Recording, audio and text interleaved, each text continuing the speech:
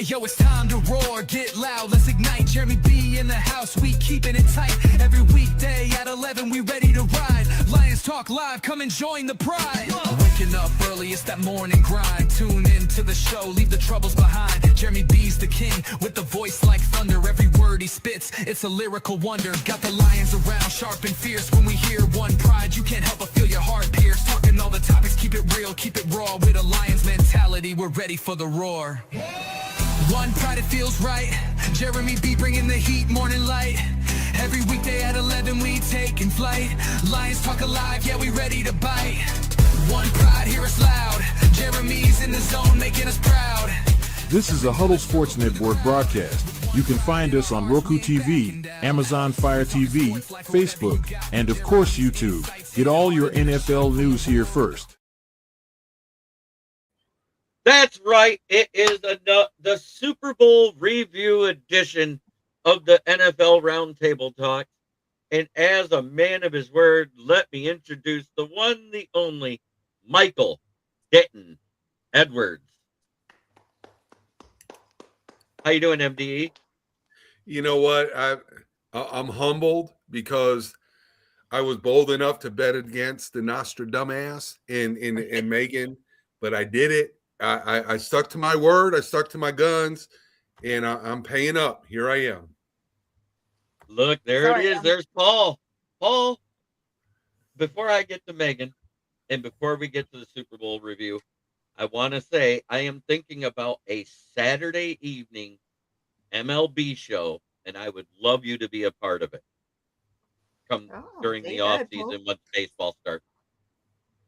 Oh, Paul's the man. If you want baseball, Paul's the guy. Good call. Oh, I'll talk to you, Paul. I'm getting into baseball. So, yep. So he goes, oh, so that's what that jag-off looks like. Hey, Yinzer! Hey, Yinzer, you are my hero. I go to bed at night dreaming I'm like you, and I wake up and I'm a mad Yinzer, and I can go out into the world and be you. Fantastic. We will talk about that just before the season starts. My email, smokingjeremyb@gmail.com. That's all you need. No numbers, no bullshit. Email me and we'll talk about it. Sorry, I'm reading comments. Do we address the queen of the Super Bowl herself? And then here she is of the 12s, Megan Aussie 12. Go Kroger. Hello.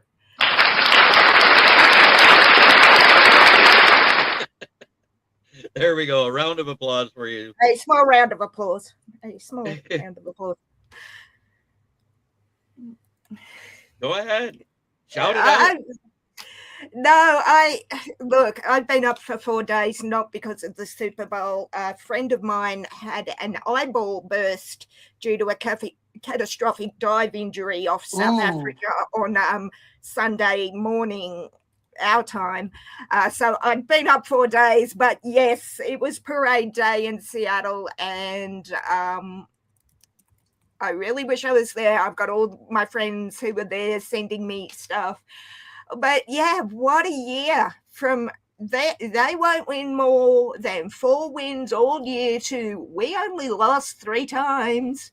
My boy Slam and Sammy, I'm so proud of him. What a redemption story.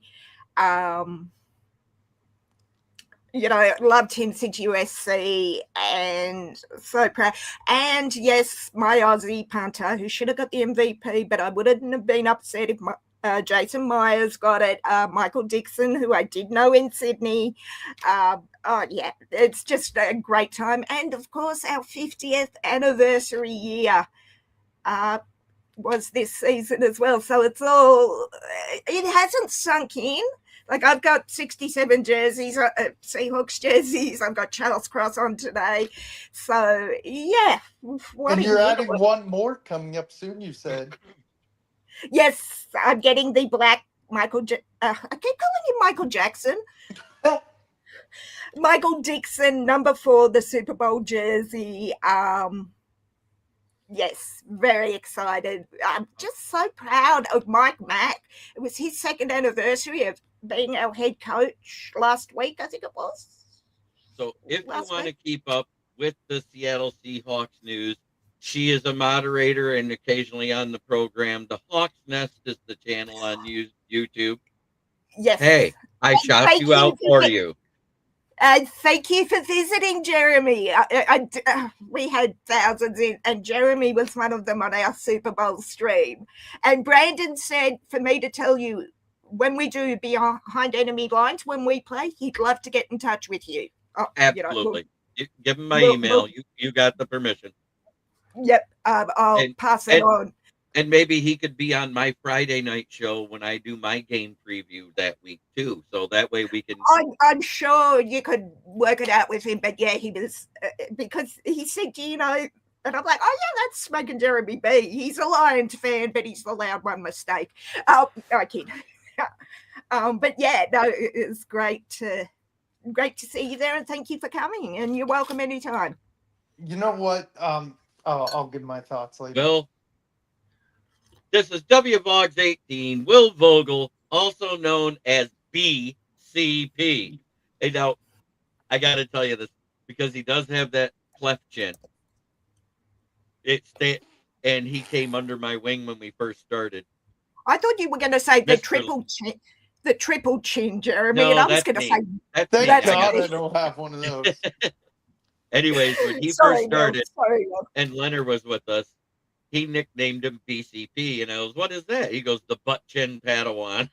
And it is suck. That works. It's a lovable nickname, and I love it. I was going with Jabba the Hutt, but I'm kidding, Will. I'm kidding. That's Leonard. Oh, my mistake. No, seeing how he hasn't showed up, I don't think he will. I'll put him in the show for us. Oh, and Jeremy? This is our version of Leonard right here, the no thumbs garden gnome. Okay, garden gnomes are okay, time out. I got a point of order, Jeremy. Garden gnomes are useful. Leonard is not. What did the gnome do to deserve it? Because he's Jeremy, short. He's Jeremy, there's the hawk's nest, so I'm sipping out of the big coffee. Anyway, sorry, Will. Sorry. Do you want to recap the Super Bowl, JB? Go ahead. Sorry. So I have to say, the whole week, everywhere I said it, I gave out a score myself. I said 31-21. Yes, you did. What's weird is how close was that score? Pretty Think damn about close. it, because you weren't too far off it.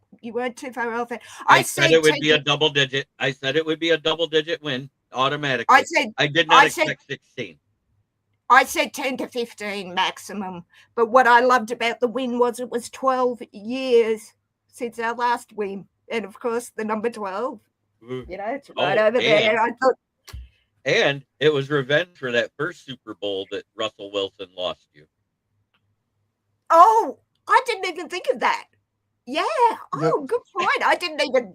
Not one pick thrown by Darnold, the guy they say sees ghosts. He's singing. Hey, his new mantra is "I ain't afraid of no ghosts." And a friend of mine who's a 49ers fan said, "I've got Sam's Halloween costume organized, a Ghostbuster." So you got Stephen A. Smith's show, who has Ryan Clark, Jameel Hill, and all of those people that are adamantly pushing the agenda about how unathletic the white guys are and propping up the African American. I wonder if their head exploded seeing Kenneth Walker and Sam Darnold riding all the rides together. Yeah, I remember seeing that. That was fun. I remember seeing that and thinking. There we go. I knew you'd be back. You probably had a phone call, right? Oh, no, he's bailing so he doesn't have to put up with me. So, no. Hey, y'all, I live in East Tennessee in the mountains of Gatlinburg, like right next to the Smoky Mountains. So our internet isn't great. And I apologize. I want to touch on the Super Bowl real quick. I thought it was going to be a double-digit win as well. The way it started, I was like, okay, this is going to be a freaking field goal fest. This is going to be boring. But you know what? I'm happy for Njigba, Cooper Kupp, Sam to get rid of those haters. I like Kenneth Walker. That defense is pretty dang scary. Amon Warrior, yeah, DeMarcus Lawrence. Like, Yeah, you have to man. give this team props. This team was resilient, and who knows? I think they could be scary again next year if all goes right. And you mentioned a key name there, and I gotta say it, DeMarcus Lawrence. Congratulations to you. You got away from the Cowboys, and you won a Super Bowl. That's not a great. Hey, whoa, time out. Cowboys to Seahawks. Cowboys are full level to Seahawks. I know. No, getting away from the Cowboys is he's praising. I said, my mistake. My mistake. Yeah, getting away from the Cowboys and won a Super Bowl. 100%. Sorry, Jeremy, it was I didn't mean to cut you off. It was almost fate. I said, Yep. God, I wish we'd get them in the off season. I said, I wish the Lions would get them. I said, because then we'd stop hearing about Davin Poop. Oh, yeah. Davin Poop.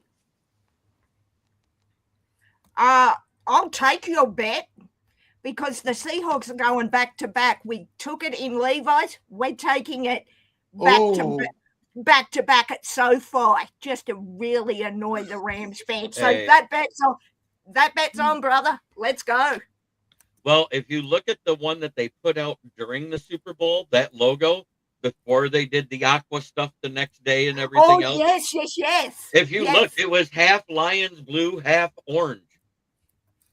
Yeah, but haven't they? It did change. Yeah, it's still orange, but it has the Lions blue. It has aqua. It has like 3 different types of blue, and it has a little bit of lime green too. We saw it. So they're saying it can be any one of the blue teams in the NFC. That's what I see, because almost all the orange teams are AFC. So who are the orange teams? Denver, Bengals. Denver, Bengals, and Browns. Yeah. Don't forget the Browns got the orange helmet, but the Browns aren't getting there. Okay, because I thought Denver, Bengals. Who's the third? Cleveland. Yeah, game on. I'm supposed to be dancing this year, aren't I? Oh, wait, how'd that go for you again? Sorry, Jeremy. The smack talking's happening, and I'm just. So, other than that, when I looked at that first one, I messaged MDE right away. I was like, "Look at that, Lions-Bengals Super Bowl." That's exactly what I said. It could happen, but the Seahawks are only going to improve. I'm not saying I would discount that. But you know what? I'm going to say this now. You are losing a key part of that offense. I want to see what you do at offensive coordinator. It looks like you're going to promote Jacob Pete. And speaking from Lions fans, because what we saw bringing in Morton, who was under Ben Johnson in 2022, that doesn't always work. No, and people were saying to me, "Oh, Arthur Smith will fit in." Okay, Arthur Smith already got a new job. Yeah, that's what I thought too, Will. And they're like, "Oh, you'll get Smith," and it's like, "No, I believe if you did, that'd be regressing your offense." That's what I was saying. It's like, make sense to me. Because Arthur Smith hasn't been good since never. And Packers fans, I love you, but guess what? You just went through the same type of coaching transition that the Lions did this year. You lost an offensive coordinator, defensive coordinator, secondary coaches on the offense and they're going to struggle. You want a link, David? I got you. And Yinza, Pat's. I'm going to say it, JB, and it might be a hot take, but the Pat's schedule did them no favors getting into the Super Bowl. I agree. And you know what, Megan? I think if Denver would have played you, it would have been a lot closer. Yes, 100% will. No argument. If Bo Nix was healthy, Denver would have been in the Super Bowl, and that game would have been a lot tighter. Absolutely. I would have maybe picked Denver personally, but who knows? Well, and then I would have been paying. Check your messenger, David Wyatt. And then I would have been.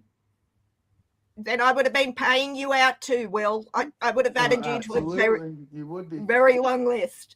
But yeah, I mean, the big thing I found was the Pats fans, and maybe it was just the ones I was talking to, were like, "Oh, we're going to wipe the floor with the Seahawks." Pats And fans let's are welcome really to the stage overconfident. Mr. David Wyatt. How you doing, Thank David? thank you, Jeremy. How are you, man? Hey, David. Fantastic. Not Hello, going sweetheart. political. How I'm are not you? going to How is talk about that Australia? stupid halftime show because I couldn't understand it, and I don't want to talk about it. You know, the halftime show. You know what? If you like the music, dude, then just dig on the music. Do you really Yep. need to know the lyrics? Do you really need to Thank understand the you. lyrics? Like I loved a band in 2000. A band called Puya came out. Now Puya does like merengue and salsa rhythms and mixes them with heavy metal. Oh, Okay, interesting. and it's a very interesting mix, and they sing all their lyrics in Spanish. Wait, can I say something to that comment, JB? Go ahead. Go ahead. Hey, Yenzer, if Stephon Diggs had one, then Philip Rivers had 2. Sean Alexander had 12 from the Seahawks. Oh my God! Hey, No. So as far as Tariq that Hill goes, had and I mean, 5 more. if you like, Yeah, if you like the Alexander, music, no, sorry, not Sean Alexander, although he has a large family. Kurt Warner, Oh, wow. the Seahawk, Kurt Warner. Oh dear. But David, well, it's been a minute since you've been on. I appreciate you coming on. Good to see you, David. I do have a little bit of an agenda to follow, so we're gonna follow it real quick. okay, go for it, man. I'm just happy to be All here, right. bro.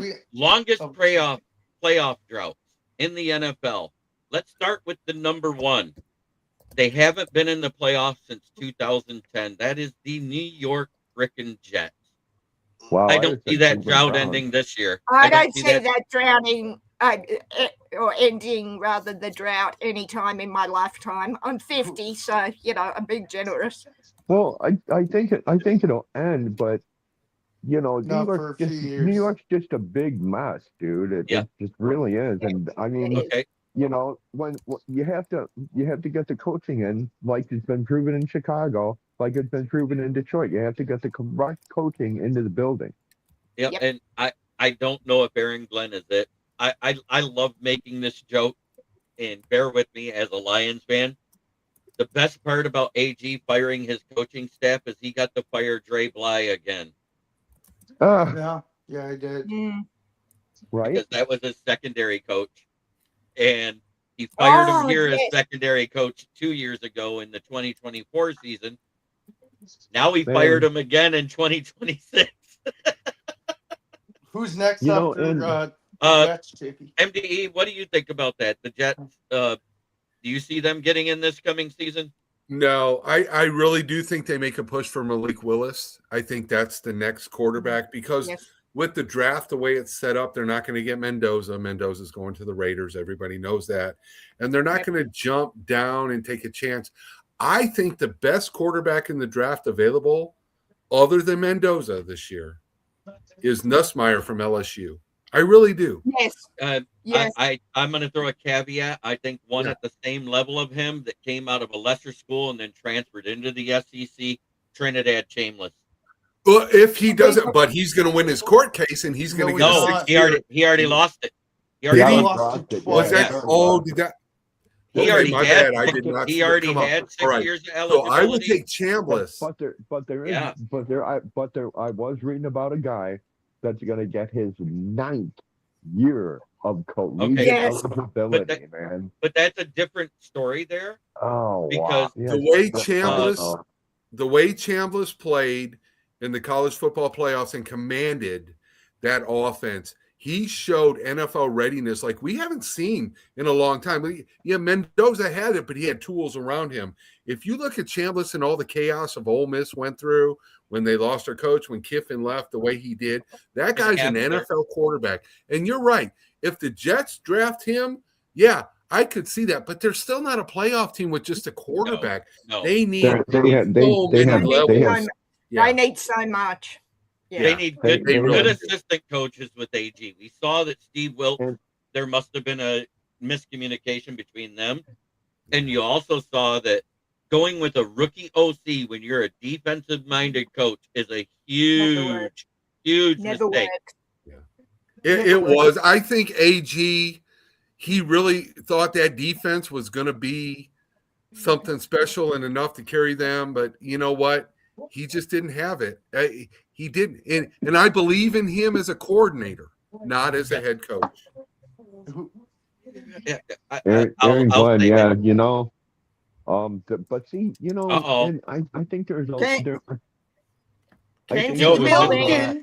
this? Fucking dad. There goes your therapist. Well, there I goes think my there's neck.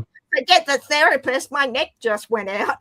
I think there's some guys that just aren't head coach material, dude. No matter how many times they he has get that. shots at it, and some guys just aren't cut for it. Yep, he has the mentality player-wise. He gets along great with his players. He'd probably be a great motivator of men if he would scale back, trying to take control of things like he does, because he's used to being in control. If he would scale back and just control what he can, be the field general like he was taught by Dan Campbell, be a guy that motivates people, be a guy that disciplines them when they need it, but let the coordinators do their job. If he can learn that, he has a chance to be successful. Who's next after the Jets, JB? It is the Atlanta Falcons. And yes, I've called them that since 2016. How can you have a Falcons, come on, 25-point man. Oh yeah, lead? you know what? I keep on thinking Cleveland, but dude, Cleveland wasn't No, there. Cleveland got it with there. Cleveland was there not too long ago with Kevin Stefanski. One of the years that Kevin Stefanski coincidentally was coach of the year. Yep. You know. All I have to say is I hope Atlanta doesn't make it for another few years because you know what. Oh, he's gonna turn that around real fast, dude. I Oh, think he it's going to will. be 2 years. I think it'll be 2 years. I don't think they'll it's get gonna in be this year. 2 years. I think it'll be 2 years, but they're, if they can, if Peanuts can, if Peanuts can not injure an ACL, or an MCL. I mean, Or an he's got a Achilles. couple of healthy PCLs, but let's not say anything or knock on wood. The boy needs his PCLs, dude. If he tears those, then the career is pretty much over. I agree with JB. As much as I hate the Falcons, I think it's a 2-year project. I got him at 3. I got him at 3. You got it at 3? Okay. I think too, because our second year, if you look at it, because they're in the NFC South, our second year we went from 3-13-1 to 9-8. 9-8 would have won the South that year. I say 9-8 wins the South just about every year. I say 3, but then look at what we did in 2 years with the right coach, the right schemes, and the right players. So I say 3 max. Okay, I got say 3 max. MD, Could be 2. Say that one out loud because I love it.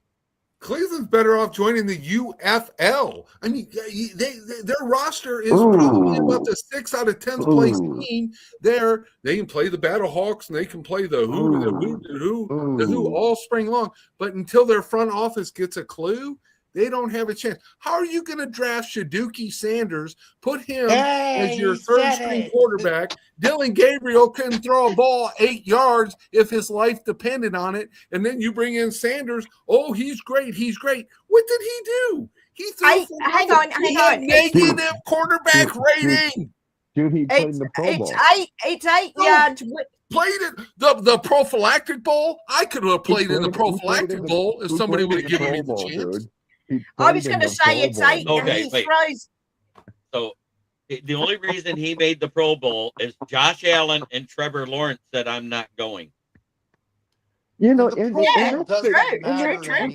what? That's the problem with the Pro Bowl, dude. It can't be the week before the Super Bowl. It's got to be 2 weeks after the Super Bowl. You know what? One of two things. I'm going to give you one of two things. You either move it back to where it's the week after, or when we go to the 18-week season, which is a 19-week season technically with the buys, it's going to end up being 20. Season. It's going to end up being 20. You want to know why? Because they're going to have to do 2 bye weeks. Think about it. You're going to have to do 2 bye weeks per team. You make one a standard week 9 trade deadline bye week where everybody gets the bye week on the trade deadline, and you make that the Pro Bowl week. I was just gonna say to Michael, it's 8-yard throwing with a gale force tornado behind him if he's lucky. Yes. Yes. Yep. And you do 2 buys. You got the rotating buy for every team, and then that one in the middle at the trade deadline that every team has. So the week before week 9, nobody gets a buy. The week after that week 9 buy, nobody gets a buy. You know what I'm saying? That way there's a game before and a game after. You got a 16-game season right there. Oh, yeah. Right there. And then they all get that week off, and the only people who play are the ones in the prophylactic bowl. Yeah. Well, if you're gonna leave it as flag football, put it in the middle of the season. But hang on, is that with the schedule with the number of games as it stands? With the 17 or 18, whatever the they're talking about increasing it to an 18-game season, which means there's only going to be 2 by 2030. Okay. I That's had CBA. it was going to be extended. I thought it was 2035 or something. And the salary cap will jump. That's why like, you know, there's a lot of talk about, you know, saying there's a lot of people. I don't know where they get these numbers from, but there's people that think that we're going to pay Caleb like 70 or 75 million a year when his contract comes up, and it's like, no, dude, there's the quarterback market's not even going to be there. I think it's going to be capped at $70 million. The most anybody's going to get paid is what you just saw happen with Dak Prescott. Right. Nobody's getting more than 60. Nobody. No one's getting sick. No one's getting more than 60. No one's in. You know what? 60's too fucking high. Right.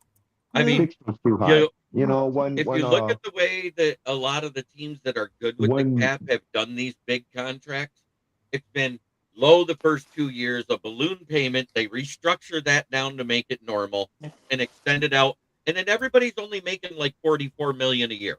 That's what ends up happening. Well, you look at like Patrick Mahomes' contract. It was 12 years, $475 million. 12 years, $425 million originally. They've restructured that contract like 4 fucking times, dude. Right. And they can do that because they're not leaving the boundaries of the original contract. Right. All they're doing is extending it out a couple of years and making it average out to a better number. Is all they're doing. He's still getting his money. Yes, and that's why like I seen another where another post was like, oh, they're gonna give Caleb a 10-year, $670 million deal, and I'm like, no, they're not. But if you think about it, it actually makes sense, dude. Yeah, 670 million. It's a big number when you're looking at it, and you spread it out even at 10 years. That's a huge number. It's 67 million. But if you pare it down and you backload it, suddenly it's like what, $20 million, $25 million a year for your and those GMs. Ours is a prime example of it. John Schneider. Okay, and then the next 2 teams that haven't been in the playoffs for 5 years. It's a tie. We got off you. Yep, it's a tie. It's the New Orleans Saints and the Las Vegas Raiders. I don't think the Raiders' offense is still getting. The Raiders are just pieces, the Raiders are, and the Saints. Yeah, like show. Think about that for a second. The last time that they were in the playoffs, the starting quarterback for the Saints was Breeze's last year, who got hurt, and it was Teddy Bridgewater in the playoff. And it was Derek Carr for the Raiders. It was Derek Carr for the Raiders. And then the next year he gets traded to New Orleans, and neither of them have made the playoffs since. Did you guys hear Derek Carr is contemplating coming back? Yes. Yeah. I'll believe that when it happens. I don't. You know what? You know who would take them right now? I'll name the team, the Minnesota Vikings, because it would be better than 9. Absolutely, that Oh, is hell perfect. yeah. Dude, Yeah, good point. Good point. I still can't figure out what anybody in Minnesota. I'm sorry, and I know a lot of people are saying, "Oh, well, you didn't give the kid a chance." Yes, you did. Yes, you did. And first off, the kid proved that he can't stay healthy. The kid proved he should be living in a bubble with bubble wrap around him. This was pre the Reggie Jackson first $1 million player deal. And yes, Al Kaline was exactly right back then. Did you know what the difference was? A ticket was still $5 to go to a game. Yeah, that's the difference, man. So that's the difference. Baseball. Now look at it. Those tickets that we had, Dad, on October 2nd in 2022 to go watch the Seahawks kick our ass on that horrible time clock call by the ref. Mm-hmm. And that's what, because we had you stop dead to rights, and they said, "Oh, it's a time clock malfunction." They get another shot, and then Kenneth Walker runs. Yeah. I remember that, Jay. Yeah, I remember that. And we lost by 4 points. But anyways, that ticket then was $202. This season coming up, that exact same ticket, 10 rows back in the third balcony, the nosebleeds of Ford Field, is $275 plus fees in taxes. When I was in Seattle in 22, my best friend and I went to see the Cardinals game. We were in the southern end zone, 4 rows from ground level behind the sticks under the flag. It was 336 Australian for each ticket, whatever that works to. Right. And which then it was close to $700 here at the time. Yeah. But because I'd been in the States a month before, for 2 months, it cost me that trip with tickets to see USC, all the things, was 75,496 Australian dollars for 2 months. Right. And I was not living large, like, in 5-star hotels or whatever. But I mean, to be there to give my brother a 3 a.m. wake up call to tell him his team lost. Sorry, I'm going to pay. I'm saying that he traded for him and gave him that money. Reggie Jackson was the first free agent player to get that $1 million contract, if I remember right. Yeah. From George Steinbrenner, no less. Yeah, but Reggie deserved it. Oh yeah, Reggie deserved it. So what we got next, JB? Come every October, Reggie was worth it. Yeah, 100%, and then some. Okay, out of the 10 new coaches that have been hired, who do you think went into the best situation and has the best chance to take their team from the slums to good? We'll start with you, MDE. Who do you got? I think the best situation out there has got to be either Buffalo or Baltimore, only because of the core of their team. When you have a quarterback of the skill that they have, you can work with that. And listen, Harbaugh leaving Baltimore. And welcome Baltimore to the stage. Should have never got rid of him. Okay. DJ Dog Ties, the unbiased journalist, Jamie Malloy, who writes and a fan of the Bills. Good to see ya. Hey, Jamie. So I'll say Buffalo or Baltimore, and I'll throw it out to everybody else. Okay, Megan, who do you got? Baltimore. You say Baltimore? David? Baltimore by a good way. Yep. I believe if he can get the right offensive coordinator into the job, I think Robert Saleh in Tennessee has a good shot. Yes, because he grabbed Brian Dable. That's his offensive coordinator. Love that. He's got Cam Ward. Yep. Man. I'm not convinced about Salah, but I am happy to be proven wrong. If you look, he never had the. I'm going to say this right now. If you look at what he had at the Giants or at the Jets for coordinators, he didn't have but a defensive coordinator, and he already was a great defensive coordinator. So that made that defense even better. The offensive coordinator job was a revolving door of bullshit. Yeah, that's fair. Look, I like Salah for Tennessee. I just need to be convinced. That's all. I'm not saying he can't do it. I just prove. He did it right this time. He didn't go defensive-minded coach. He went with rookie offensive coordinators the first time. Now he's got an established offensive-minded coach with him, a guy that was a head coach and failed. And he can run his defense. He can be like the guy that sits like Ben Johnson, like Sean McVay in San Francisco and Chicago, where they call the plays. Robert Saleh could actually sit there, call the plays, and have Brian Daboll and sit and go to Brian Daboll and go, Brian, you're calling the offense, dude. Right. That's what he's going to do. You know. Yeah. So. We'll see. Will, what do you think?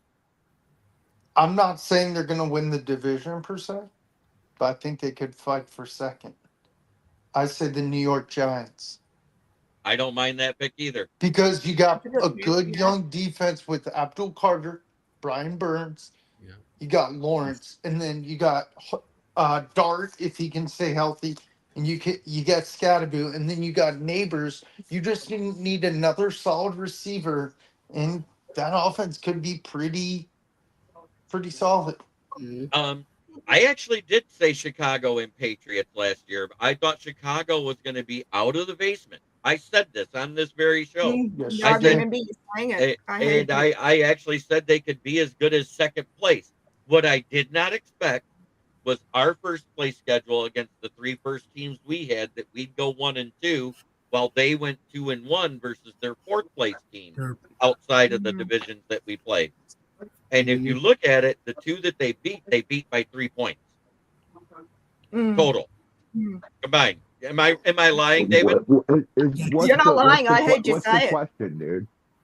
I said when Chicago last year, I said they were at least going to be second place in this division. Yeah. Well, last year. I thought I was one of the people that was in seven wins on the outside. Things go right, 10, maybe 11. I literally said 7 wins was their floor last year. Megan was there. I said I can see them getting 7 to 10 wins. Yep. I said 7 to 10 wins. You said, sorry, David. You said what I said for the Seahawks this year. 7 to 10 max, maybe one and done in the playoffs. You said it. I was there. I remember you saying it clearly. Yep. Wow. So can I really quick? Paul said something about last year. Last year, I would have said New England, because I believe when you change the culture of a team, you have a chance to do great things. And Vrabel is the kind of coach that went in there and did that. Look at the kind of coaches that are going in right now. Some of them are unknown, some of them don't. But when you have a quarterback like Josh Allen or Lamar Jackson, that's an automatic chance to go to the next level. Yep, and I said the same thing. And I said that about Pat. But Lamar hasn't.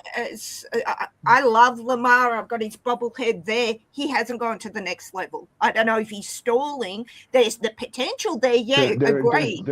There's no stalling. I think we've seen Lamar Jackson's ceiling, and it was a couple of years ago. Possibly. It was a couple of years ago when he threw for like 38 or 3,900. He had 42 touchdowns against 4 interceptions, and he had another 1,100 yards rushing. I'm sorry, dude. It's 5,000 yards of production, 40 some odd touchdowns through the air. I forget how many he had on the ground. Yeah, dude. He had 13 on the ground. Dude. He had 13 on the ground in the 1,100 yards. He had 42 through the air, and he had under 7 picks, if I remember right. I think it was like 42 touchdowns and 4 interceptions. Right. You're not doing better than that. You're not doing better than that. It's not possible. Which one of these new coaching hires do you think is going to be successful for you? Which one of these? The new hires. Who's going to be the most successful this season right off the rip? Hey, when you got 17 as your quarterback, Joe Brady. Look, I'll tell you something though. Everybody, everybody talks about like, I like Sean McDermott and I like defense and everything, and I'll tell you something. Everybody talks about Josh Allen not getting it done in the playoffs. The defense didn't either. Right. Yeah, That's what I'm saying. It's not his fault that Sean McDermott's defenses were giving up 30 points every playoff. It's almost as bad. Wait, and let me finish here, David. I got one for you. Jeremy. It's almost as bad as everybody blaming the loss versus the Patriots when the Rams played them on Jared Goff. When you watch that game, if you actually watch it, he threw 3 passes into guys' hands in the end zone that was dropped. One by Josh Reynolds, one by Brandon Cooks, and one by the tight end Everett. He also had another one where Brandon Cooks had 15 yards of separation, flew the top off of the safety zone of Patriots, and dropped one with nobody within 15 yards of him. So that's probably four touchdowns off the board. Blaming Jared Goff for that loss is about as much sense as wiping your ass and then taking a shit. You know, it's akin to, you know, the whole Buffalo situation is kind of akin to the Baltimore situation. Have we seen the best Josh Allen? I mean, how much more Josh Allen is there to unlock, dude? I mean, we've seen Josh Allen 4,000 yards passing, the team's leading rusher. You know, seriously, you know, and a lot of these guys, I think a lot of people forget, you know, a lot of people like to say, oh, well, you blame it on the quarterback, and then they say, oh, it's a team sport. You know, no, what it is, and this is quite simple.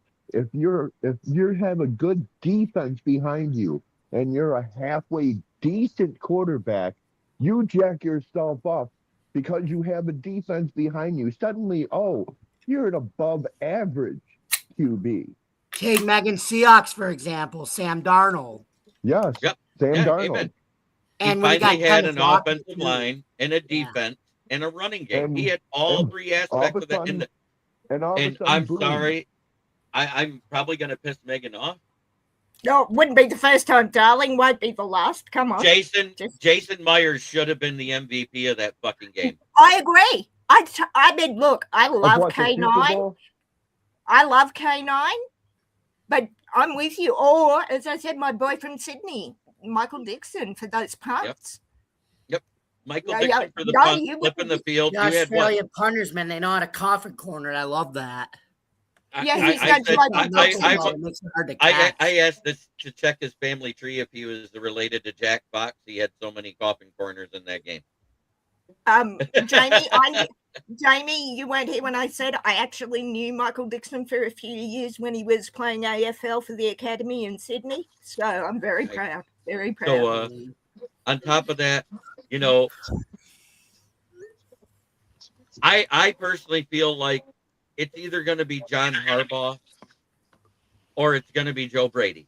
And I say that because we don't know how good the Buffalo Bills defense will be with good coaching, because I don't think they have been coached properly.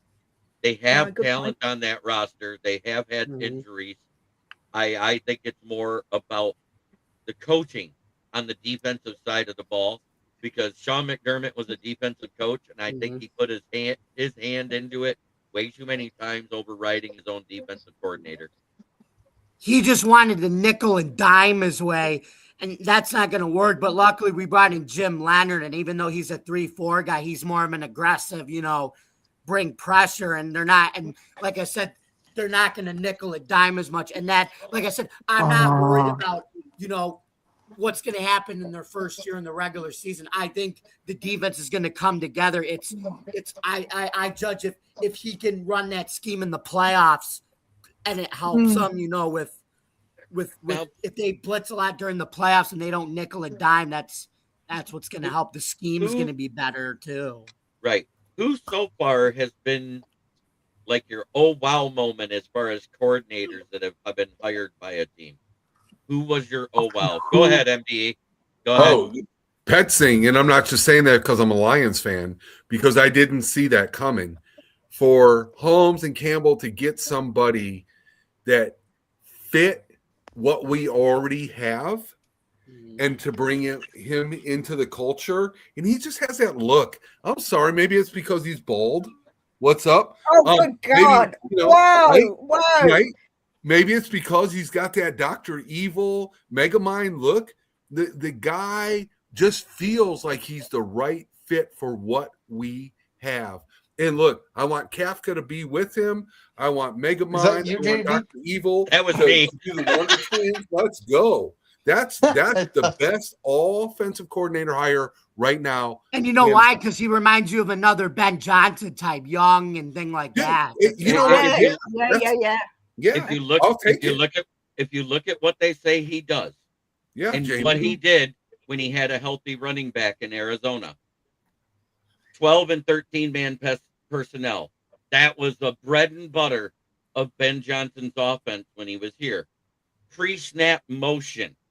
We didn't see it hardly at all the first 9 weeks. We saw it like maybe on 3 plays here and there. Patty Grimes, yes. Megamind. And then there was one other one that I thought was the oh wow. When we brought in Mike Kafka. And the other one, the reason why, and it's not because he was such a great OC over there with the Giants.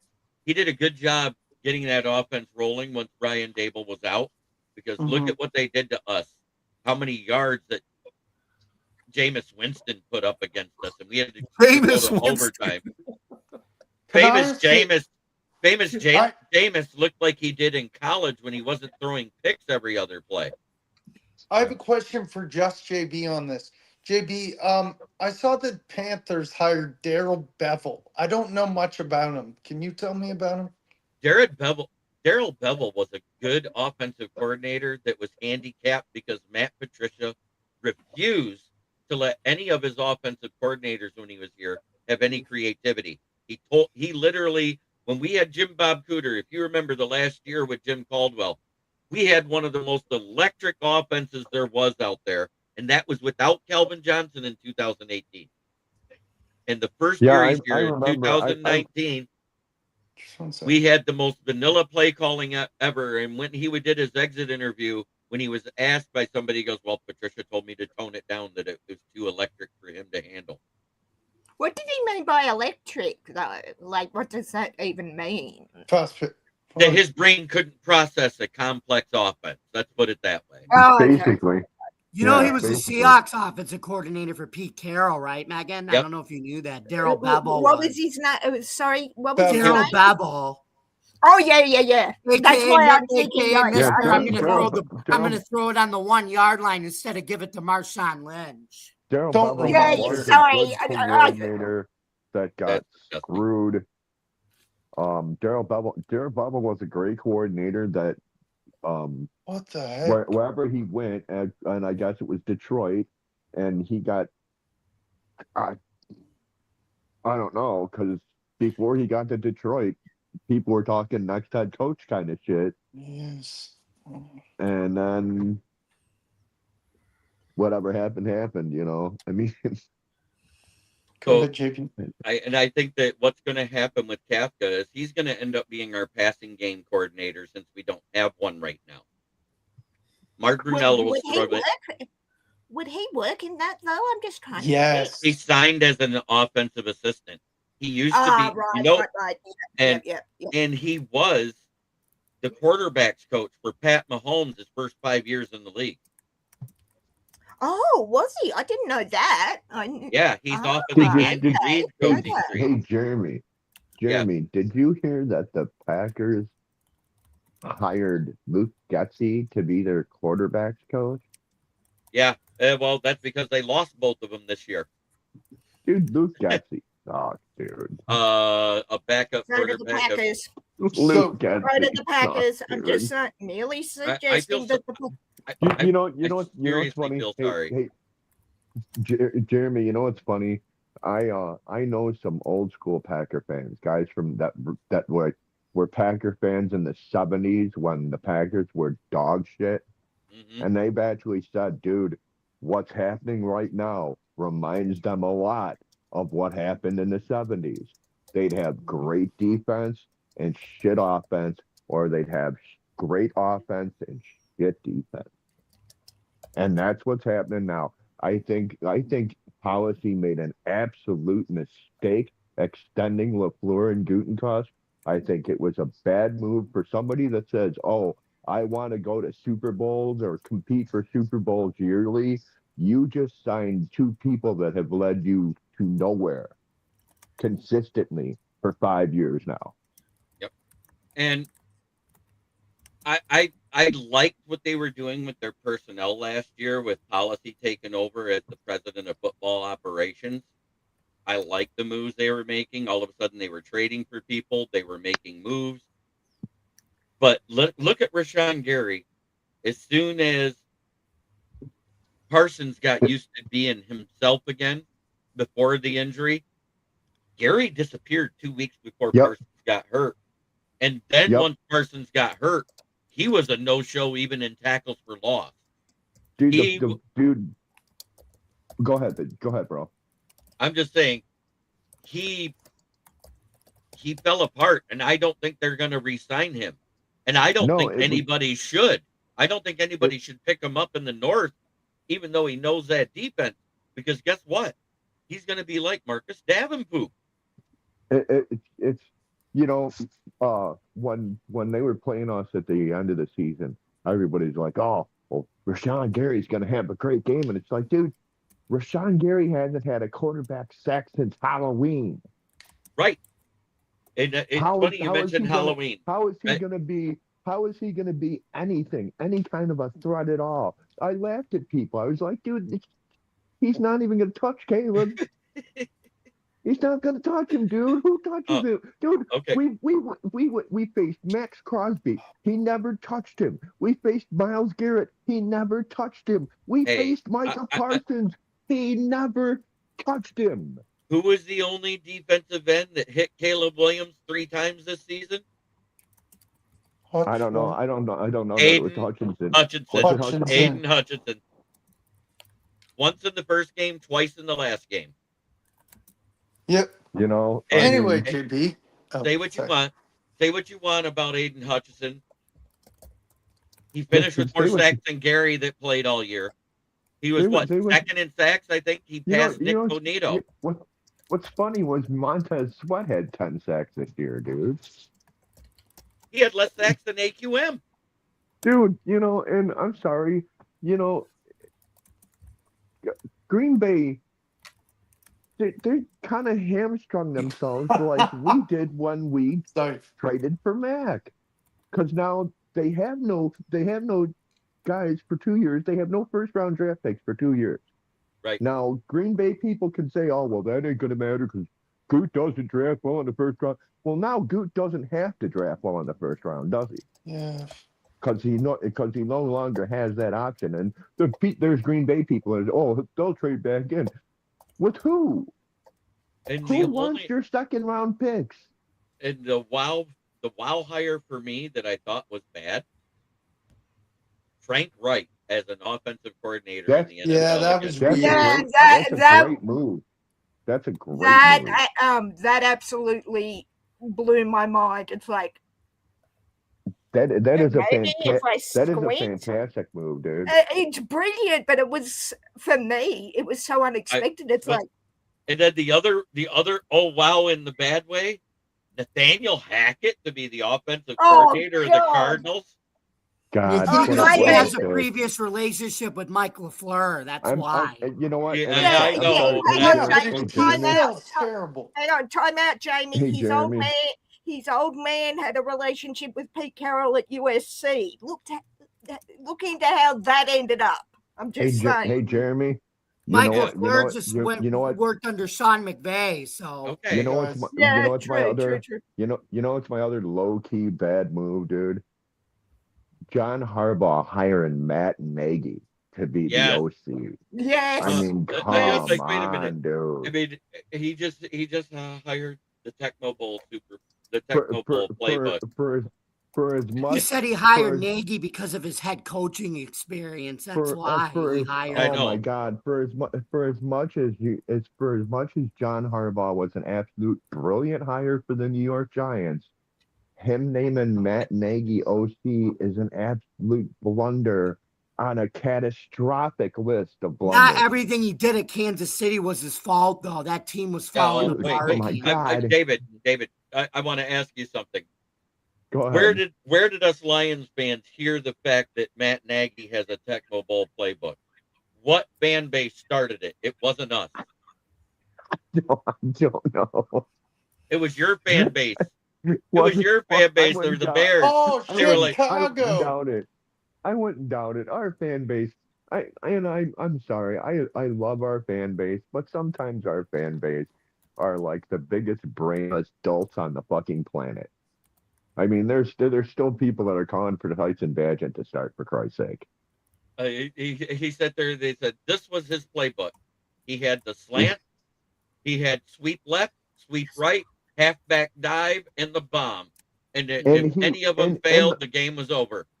And the funny thing about Matt Nagy, after he went 12-4, you know, that season, he went into that offseason and he did all the stuff. He did the quarterback exit meeting, the whole we'll plan for next year.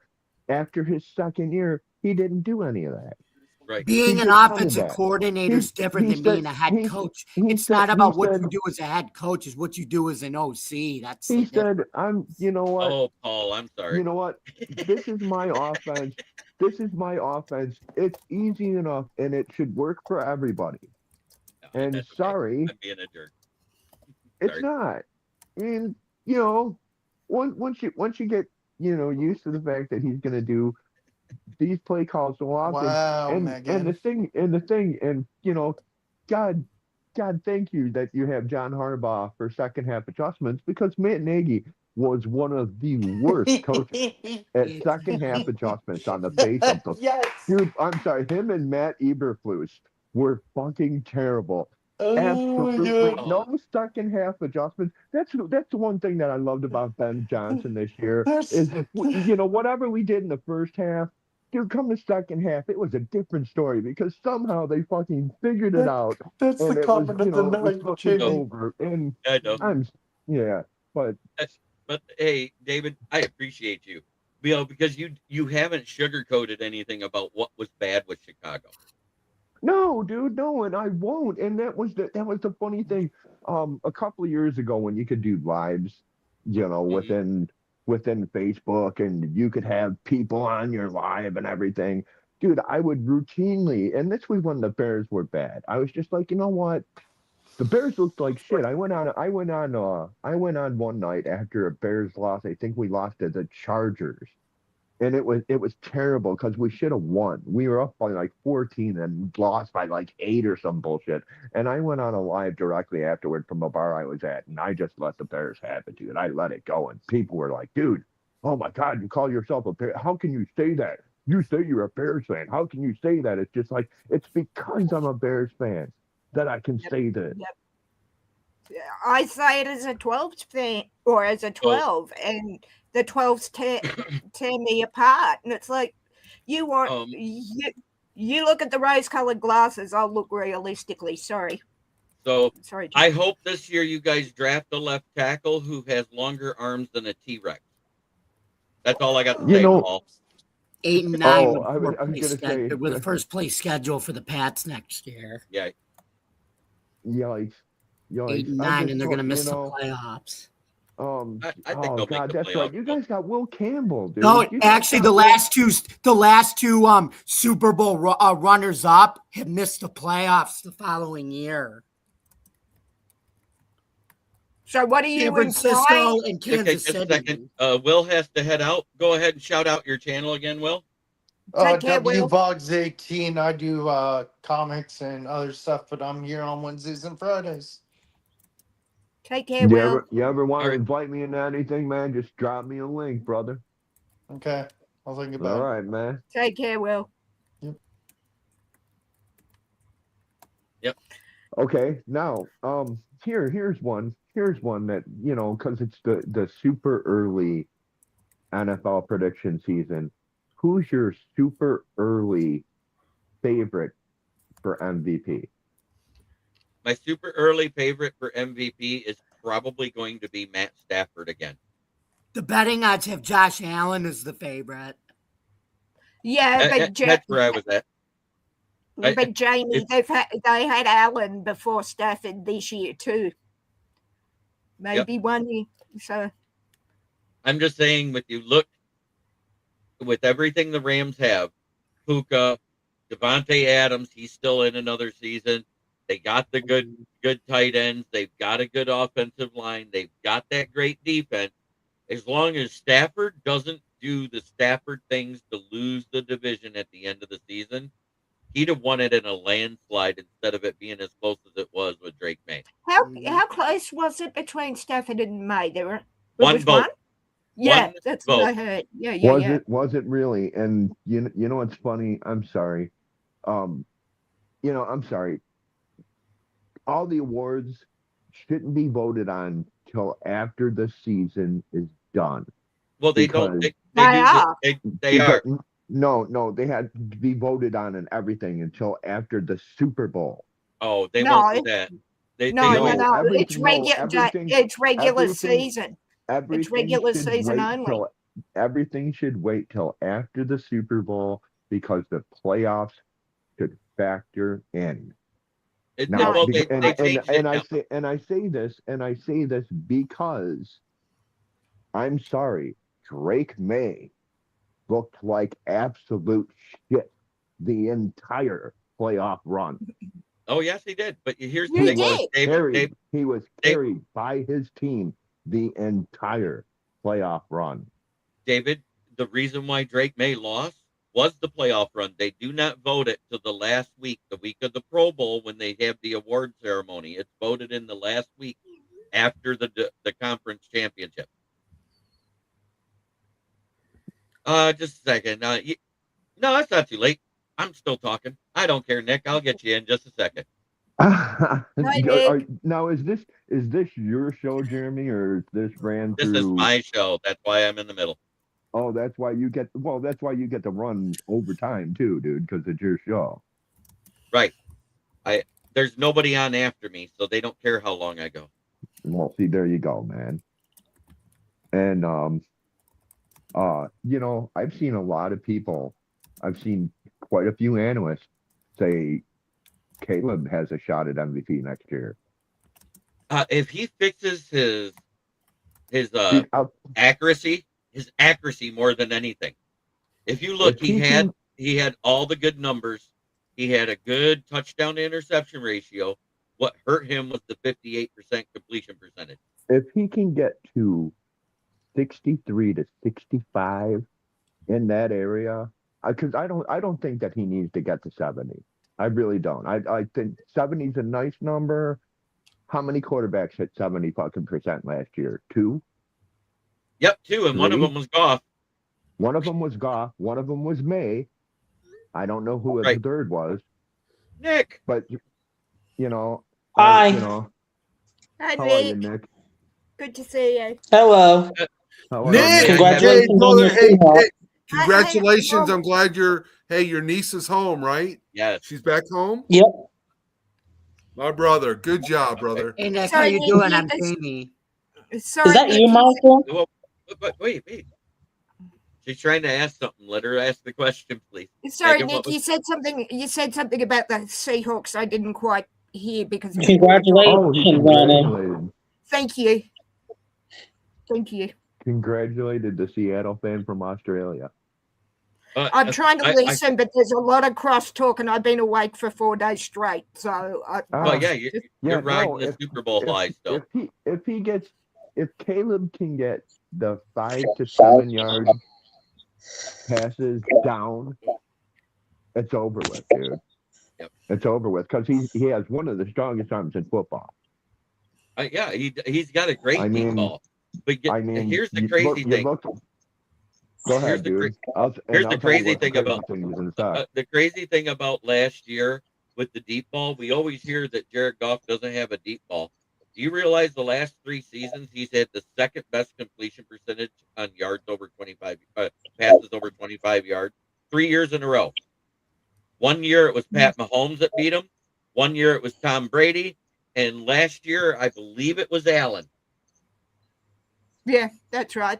I think it was. Yeah. So, I'm tired of hearing this. Oh, noodle arm Goff, he can't throw the ball 20 yards down the field. Oh, please. Now here's my favorite fun one. The touchdown pass that Caleb threw to DJ Moore that was over his shoulder that he beat Keyshawn Nixon with. Mm-hmm. That pass was thrown into a 20-mile-per-hour headwind. Right. I know. Did you see that football waver off the spiral at all? No. Any more than it does with anybody else in that type of wind. I don't. If you actually watch, everybody thinks it's a perfect spiral. If you slow it down frame by frame, it isn't. Every ball has a little wobble like this. Why? Because they're not perfect. They're oval. Yeah. So there is a slight wobble, but it didn't go off target. It did, and I get it. No, I really, there's so many people that want to, diss the Bears for losing in the playoffs. You know what? For all those people, I can only say I cannot wait till next year. I cannot wait to see Caleb and Ben Johnson in year 2. David, it's going to be deadly. David, I have spent the year saying that about the Seahawks. Oh, we won't make the Super Bowl. Okay, maybe not. We won't make the playoffs. We're gonna win 4. We're gonna win 3 maximum. No, you losers. We lost 3 maximum. Yeah, I'm with you, David. Greatest words in the English. Well, Mike Mack's great quote. We did not care. And my personal favorite quote in the English language is, "We told you so." Yeah, right. So I hear that, David. I hear it. The New England Frog Triots. So the last thing I want to talk about is there are 4 teams that have not been to the AFC Championship or the NFC Championship this century. We're not talking about just a few years. We're talking about since 2000.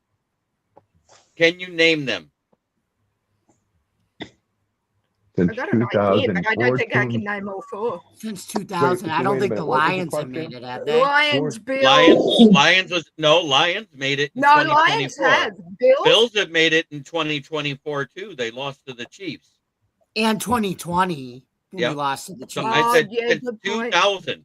Since 2000, these teams have not played in a conference championship at all. No, I know. 49. No, I forgot the Lions. They lost to San Francisco. Yeah. There are 4 teams that have not. No, there are 4 teams that have not been in a conference championship. Oh, conference championship. The Vikings? Nope. They did that in 2018, remember, against the Saints, or not the Saints, but the year before that. Philly. Cowboys. Washington. Wait, let me finish. Okay, the Cowboys haven't been in since 96. Mm-hmm. Boom, there's one. And they're the only NFC team on the list that has not been in a conference championship. Washington? Jets? No, Jets. Who said Jets? Very good. Very good. Jets.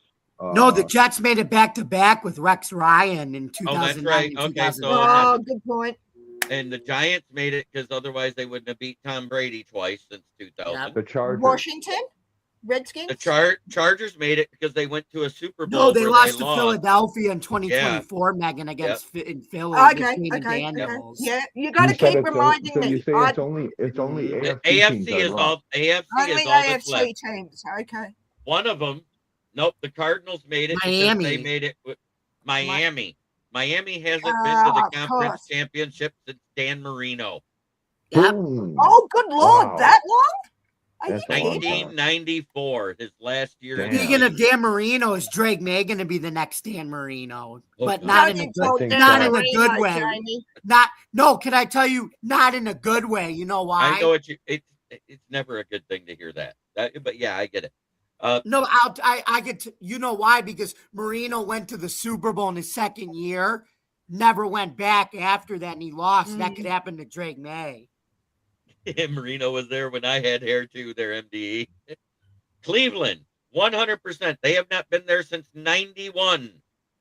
Yeah, I was going to say, when they before they became, that was the old Cleveland Browns. Before they became the Ravens. In 91, because the expansion team. If you count the expansion team, they haven't made it at all. That was John Elway. That was John Elway that played Cleveland the last time they were in the conference championship, and John Elway beat them with the drive. No, they still haven't been there this century. And the other one is an expansion team in the AFC. That's all I got to say. That Cleveland Browns, yeah. No. The last one is a true expansion team, never been in existence. It ain't the Jaguars. Nope. Not Tampa. It's not Tampa because they've been in. AFC. That's an NFC team. Oh, NFC. Sorry, my mistake. The only No, Titans have made it because they made it with Derrick Henry and lost. I think that was back in 2020. All right, what I said about Misery JB, who is it?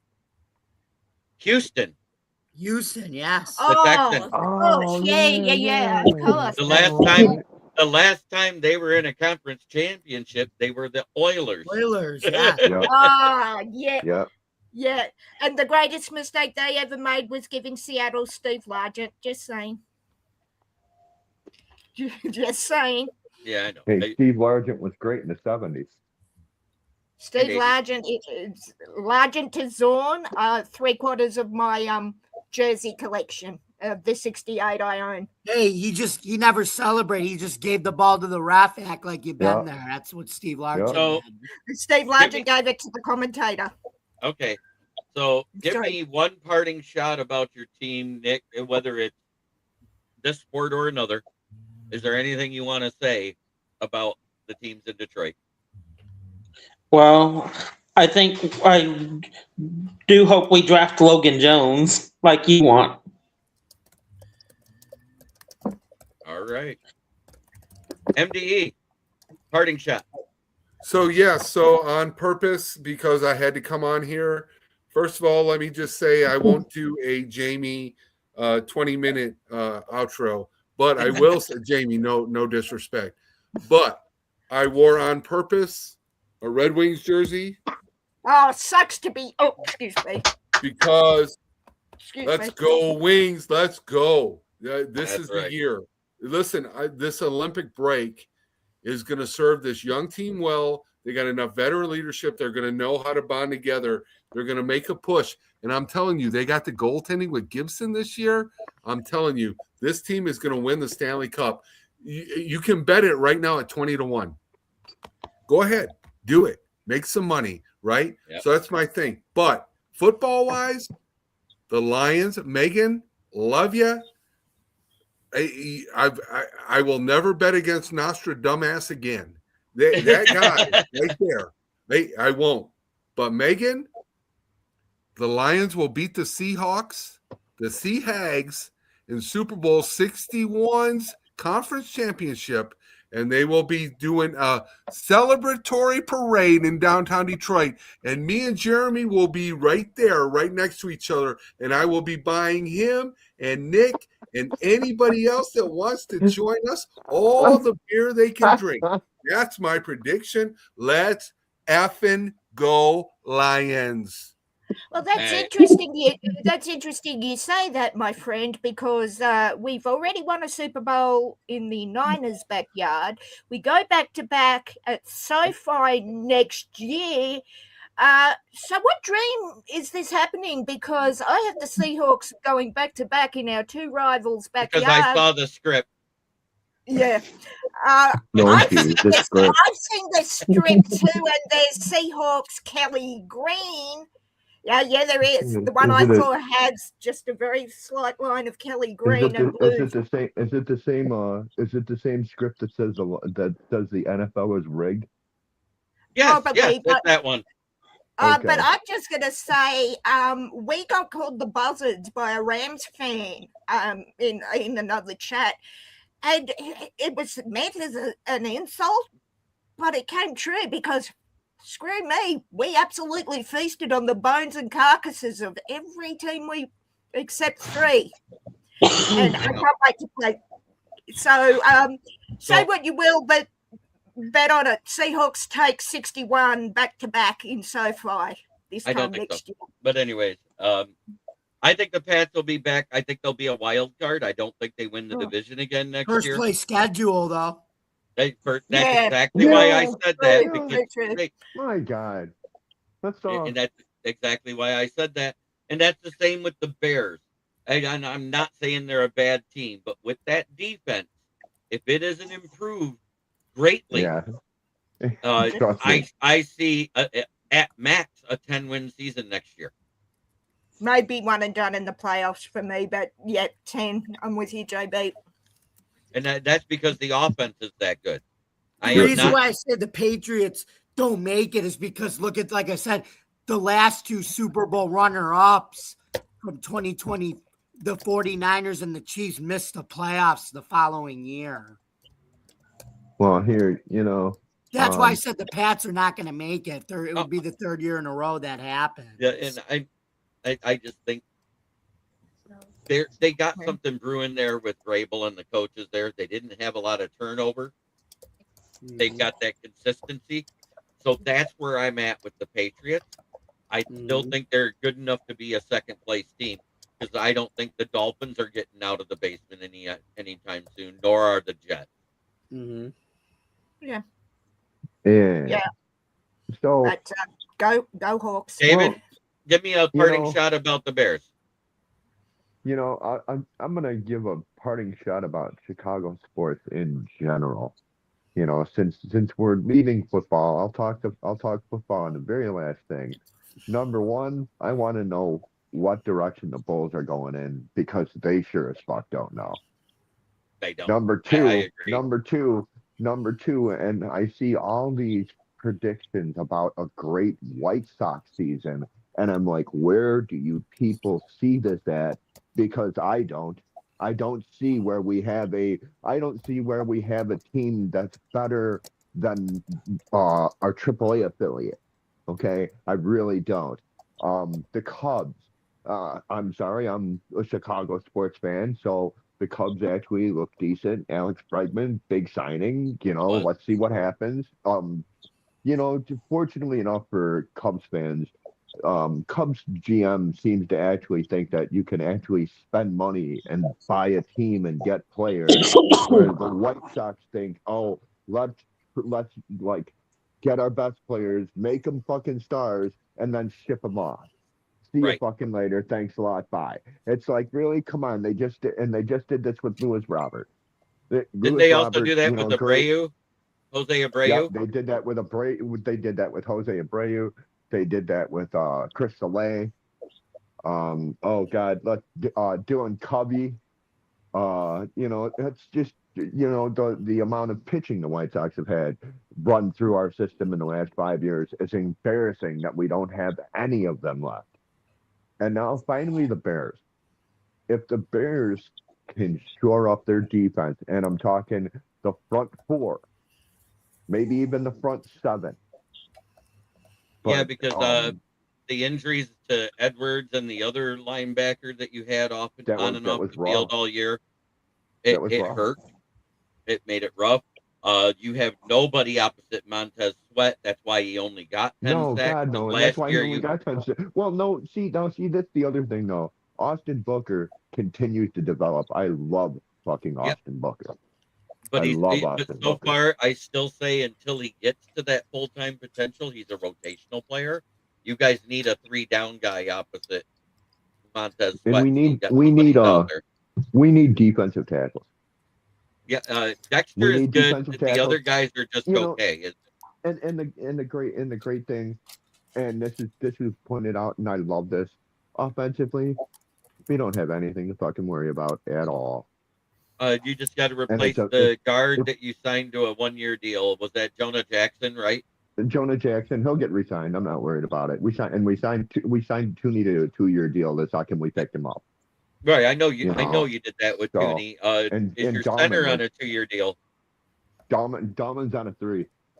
Drummond's on a 3-year deal, dude. So yeah, it's nice to sit. It's nice to sit. And, the only thing you got to worry about is the rumblings that I've heard through other Chicago podcasters, and I'm not even talking about the ones on our network, because I pay attention to everybody when I'm not doing my job, which is selling tires or doing this or writing my articles. I watch other teams' podcasters because I want to see the rumors and what they're actually saying. And there's some grumblings that DJ Moore might want out. If DJ from Moore your wants podcast. out, And I don't think if it's DJ that Moore bad of a wants deal out, if he then wants out.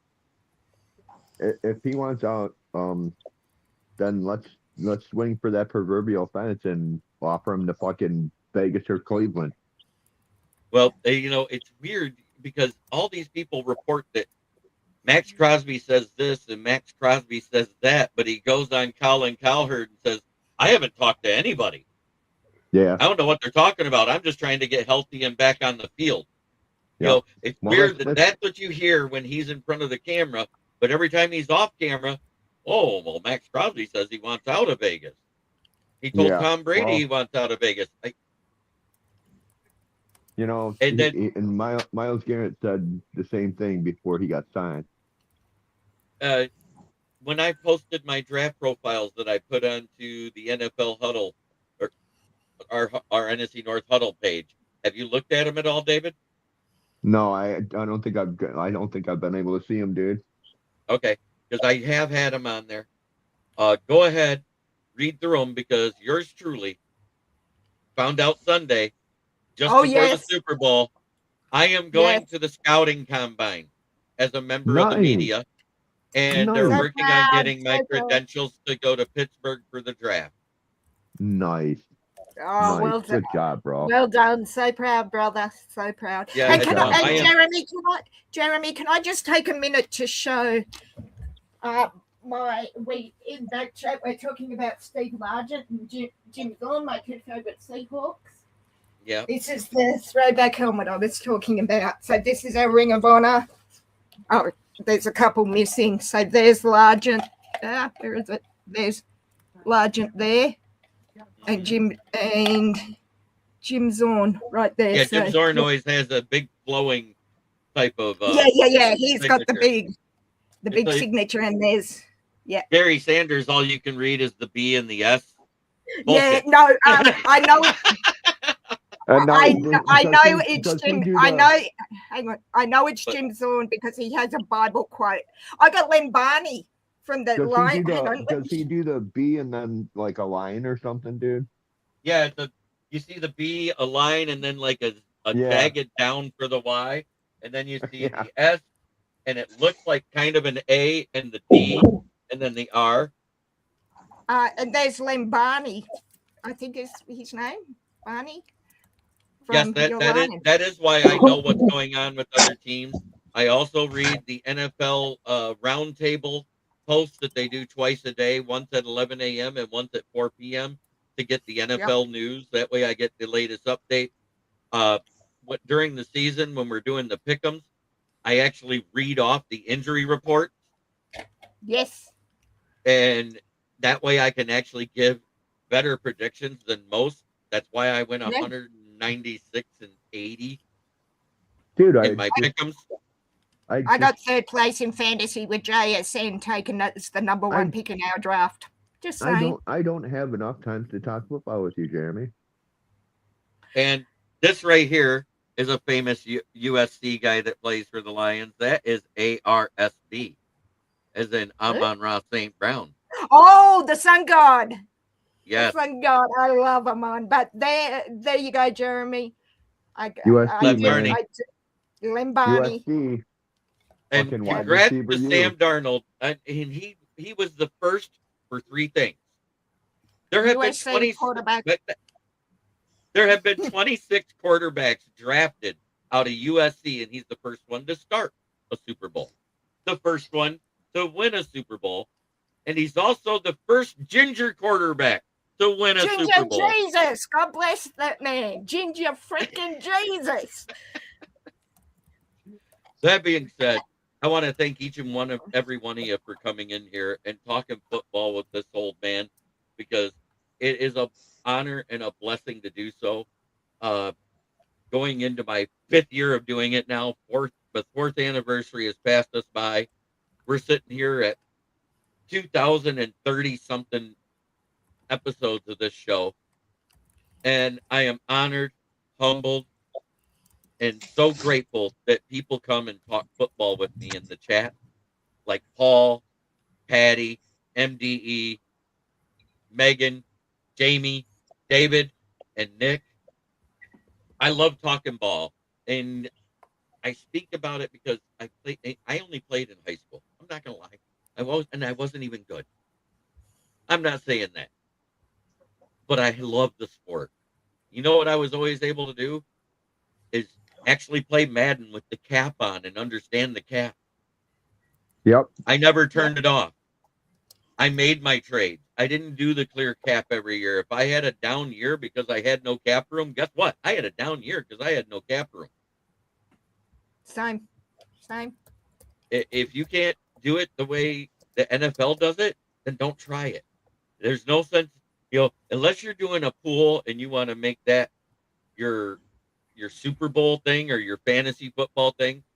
I did that one year where 8 of us guys, we took control of 8 franchises and we put all the players into a pool and did a fantasy draft. Yep, done that. Now too. that was a blast, because what we did was first place got 60%, then 30% went to second place, and then the last place in each division, if there was any of the guys there, they got a share of that last 10%. Oh, nice. So peanuts on the dollar for the last place, was it? Yes. But Megan, tell everybody where they can find you. So you can find me, as Jeremy said, on the Hawk's Nest. Brandon Kane is our host. I am the head mod. I don't take crap, but you're always welcome. As Jeremy will tell you, he appeared. And I'm on all socials, just personally, the Aussie 12 or Aussie 12 or variations on that theme. Yep, love to chat to you. And Jeremy will hopefully see you in the next few days if possible, and I'll let Brandon know that you're happy to have a chat with him when we play you again. So yep. 100%. Nick, tell everybody where they can find you. Facebook. I love it. All right.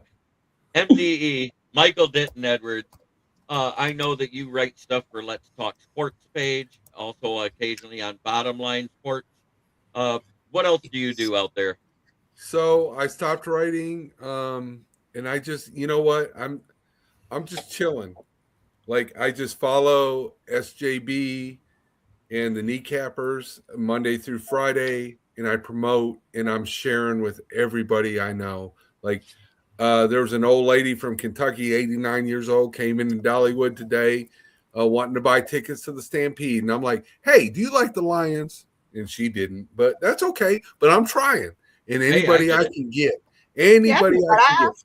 But in all seriousness, listen, y'all, I only joined this show because I lost a bet. I used to do podcasts, I used to do radio shows, and I swore I'd never do one again. But this man right here, SJB, brother, I got your back, and I'll do anything you ever ask me anytime. Motown Mitch, it's been a minute. It is good to see you, brother. Glad to see you back. And you got Mr. Smoking Jeremy B. You got the full title because of those credentials, brother. I'm just saying. I love it. I love the fact that I got credentialed for I'm so proud of you, event. No, and I hope I get credentialed for the draft as well. Now, David, go ahead and shout yourself out. Now, so proud. I'm a big time sports fan that has knowledge of all sports, and ain't just football. I love basketball, I love baseball, love hockey, I love sports in general. I love to do shows like this where people actually have knowledge and they're not just shouting out trash talk bullshit. And you're not shouting over somebody else. That's the best chats are chats that have moderation like this. So if anybody ever wants me to come on a show, just send me a link, man. I'm always up to go on shows. Yeah. There's nothing I like more than talking to people, because that's what I'm a people person first and foremost. Amen. I always have been. Amen. So All right, JB, sorry to interrupt, Dave, but it's 3 p.m. here and I have to drop because I haven't eaten all day. So thanks you for having better me, go guys. eat 3 Thanks for p.m. in being here. We Australia. appreciate you. Hey, Thank Megan, you. Bye, you have a Megan. good night or day. Thanks, guys. Congrats. I will. Congrats, Seahawks. Thank you. Talk soon. Yep, go Seahawks. Jamie, Right. for the second longest outro in podcasting history. Take it away. All right, thank you, Jerry B. You guys can find me, yours truly, at Bill's Chat One, at Bill's Mafia Chat, and also Jamie Millett, the unbiased journalist, at DJ Dog Tags on Twitter X. You can also follow me in the4paul.com. I write about all sports. You guys can also follow me on Driving to the Top Productions. Starting when baseball season starts every Tuesday night at 8:00 p.m. Joe Dalio and I will be doing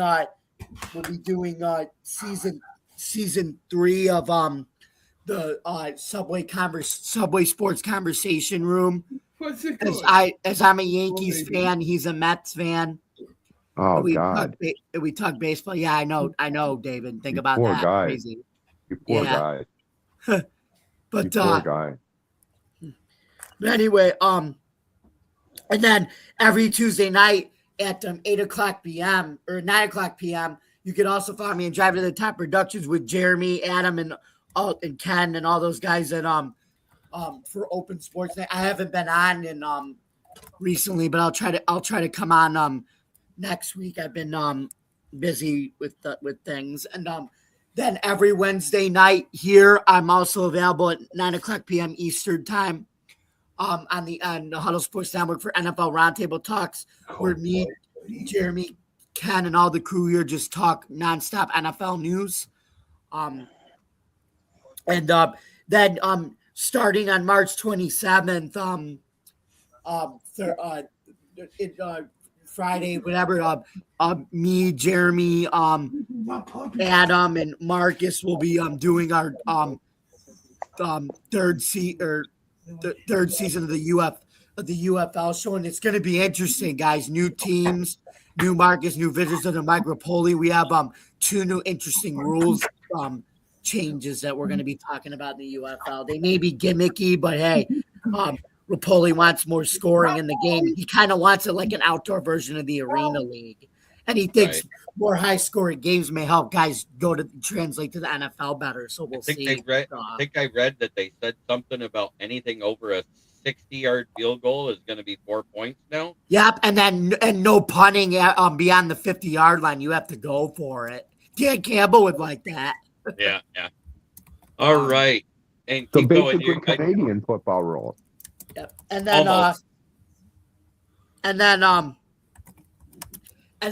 for thank you very much for listening. Don't forget to subscribe to our YouTube channel. Don't forget to like, comment, and ring the bell for notifications.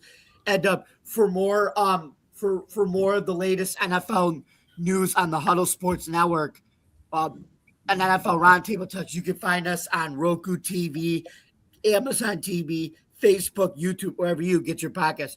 From all of us here at the NFL Roundtable Talks, or for all of us here on the Huddle Sports Network, I'm Jamie Millett. This has been another episode of the NFL Roundtable Talks here on the Huddle Sports Network.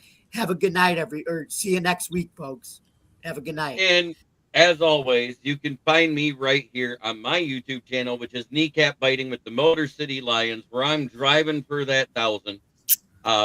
I'm getting closer, over 630 as of tonight, gained a couple more. I appreciate every single one of you that share me out there, that promote me, MDE, Nick, Jamie, David, I appreciate your input as well. I also want to say I love writing about these football teams. I've been passionate for 4 straight seasons about the Lions, and towards the end, 2 weeks before the season gets over, I get contacted by Roundtable.io, and I get asked to take over writing about the Jags and the Bucks. Granted, none of us ended where we wanted to this season for all three teams. Jags didn't want to be a first round exit. Lions didn't want to be sitting and going to Cancun before the playoffs even started. And the Bucks ended up in the same boat because let's face it, after they played the Lions, they totally shit the bed all season.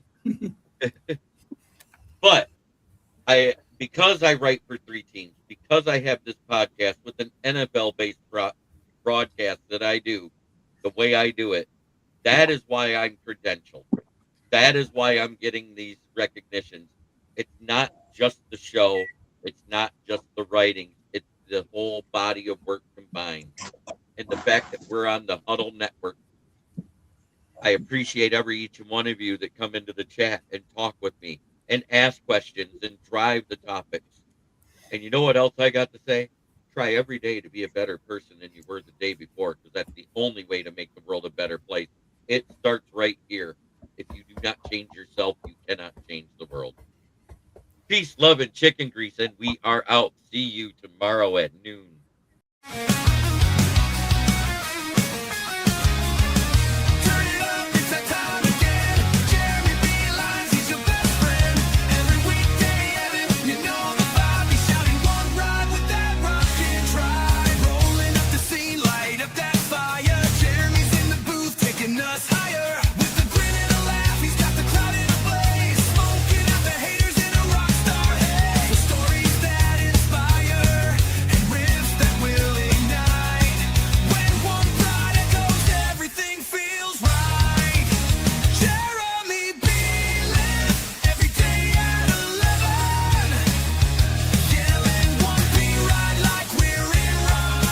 This is a Huddle Sports Network broadcast. You can find us on Roku TV, Amazon Fire TV, Facebook, and of course YouTube. Get all your NFL news here first.